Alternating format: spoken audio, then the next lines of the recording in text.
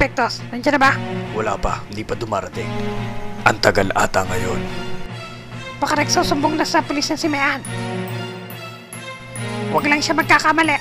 Timbog siya. Akala niya hindi natin alam kung saan siya nagtatago. Ayan, nag-text na. Nandiyan na rin sa labas. Puntahan mo na. Oo nga, andyan na isa sa mga lookout. Tena, puntahan na natin sa labas.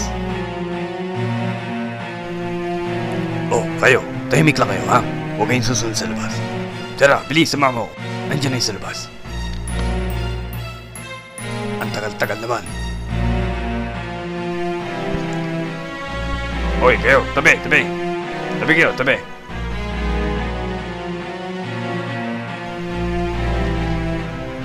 Ha? Ito lang pala eh.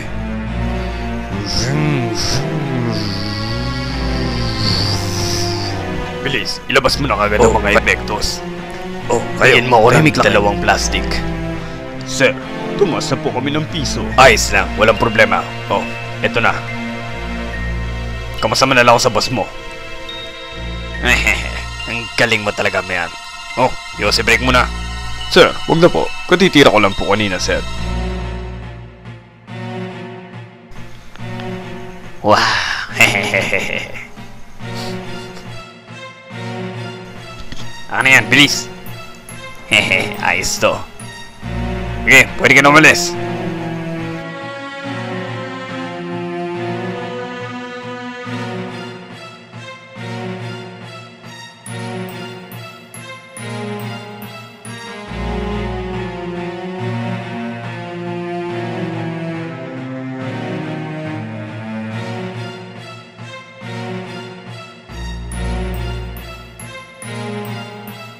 Utol!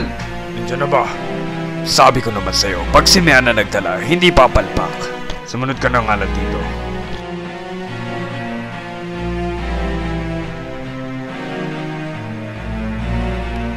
Oh, nandito na mga epektos. Maganda kayo.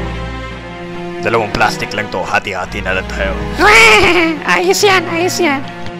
Ayos yan, makakahit na naman. Hihihihihi.